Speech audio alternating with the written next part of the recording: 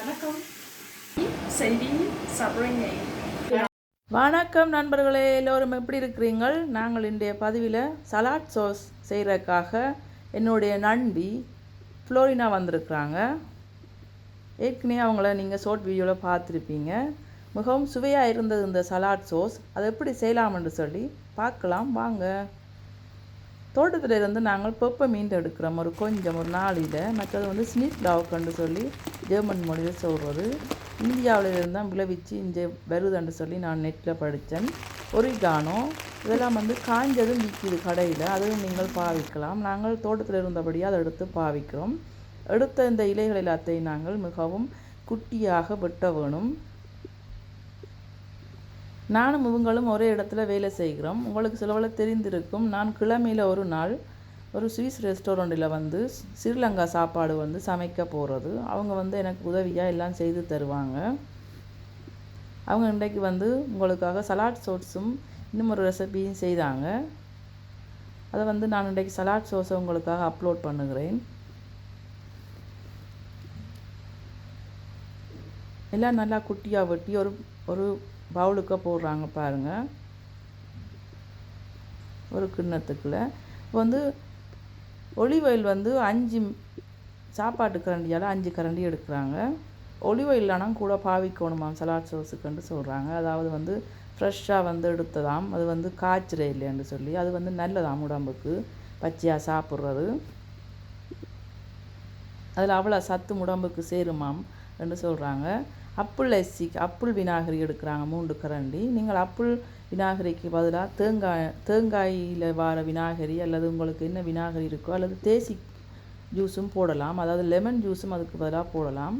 மற்றது சென்ஃப் க்ரீம் என்று சொல்கிறது, கடுகில் செய்கிற ஒரு க்ரீம் உண்டு, டீஜோன் உண்டு, அதில் எழுதியிருக்கும். அதுதான் நல்லது இந்த சலாட் சோஸ்களுக்கு போடுறதுக்கு. ஒரு சாப்பாட்டு கரண்டி வந்து தயிர் போடுறாங்க. நீங்கள் தயிருக்கு பதிலாக ஒரேஞ்ச் ஜூஸும் வந்து போட்டு சாப்பிடலாம். இதுகளுக்கு வந்து நீங்கள் ஒலிவ் ஆயில் போடலாம். மற்றது வினாகரிக்கு பதிலாக நீங்கள் உங்களோட வீட்டில் இருக்கிற என்ன வினாகரியோ அது போடலாம், அல்லது தேசி புளி அதாவது லெமன் ஜூஸ் பாவிக்கலாம் அந்த வினாகரிக்கு பதிலாக. மற்றது தேவையான அளவு உப்பும் மிளகுத்தூளும் போடுறாங்க. அவங்க என்ன சொல்கிறாங்கன்னு சொன்னால், சலாட்டில் இருக்கிற எல்லா விட்டமின்களும் உடம்புக்கு எடுக்கணும்னு சொன்னால் அதை வந்து எண்ணெய் போட்டு சாப்பிட்டா தானாம் அந்த சலாட்டில் இருக்கிற சத்துகள் எல்லாம் வந்து உடம்போட சேருமாம், அல்லது கழிவோட போயிடுமாம்னு சொல்கிறாங்க. அதனால தான் பார்த்திங்கன்னா கூடுதலாக எண்ணெய் வந்து போட்டு சலாட் சோஸ் செய்வார்கள். இங்கே வந்து சலாட் சோஸ் வந்து வீடுகளில் செய்கிற சலாட் சோஸுகள் வந்து மிகவும் சுவையாக இருக்கும் இந்த கடையில் வாங்குறதையும் விட. சுவிஸ் நண்பர்கள் வந்து நல்ல சலாட் சோஸ் செய்வார்கள். அவர்களோட வீட்டை நாங்கள் சாப்பிட போனால் சலாட்டே வந்து சாப்பிட்லாம் போல் இருக்கும், அவ்வளோ சுவையாக இருக்கும். அந்த ரகசியத்தை நான் உங்களுக்காக இன்றைக்கு அவங்கள கூப்பிட்டு வீடியோ எடுத்து போடுகிறேன் பாருங்க. செய்த சலாட் சோஸோட நாங்கள் வந்து இலை சலாட் எடுத்து நாங்கள் இன்றைக்கி எல்லாத்தையும் நல்லா மிக்ஸ் பண்ணுகிறோம். உங்கள்கிட்ட வீட்டில் இருக்கிற பழங்கள், நாங்கள் வந்து இன்றைக்கி அப்புள் போடுறோம், நீங்கள் கிவி போடலாம் அல்லது பேரிக்காய், ஒரேஞ்ச் துண்டுகள், உங்கள்கிட்ட என்ன பழங்கள் இருக்கோ அந்த பழங்களை வெட்டி நீங்கள் இந்த சலாட்டோட போட்டு சாப்பிடலாம்.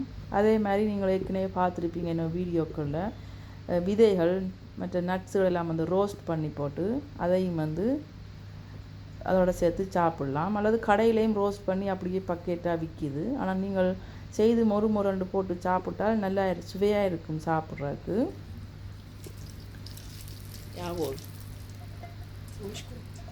செய்தி சாப்பிட்றீங்க.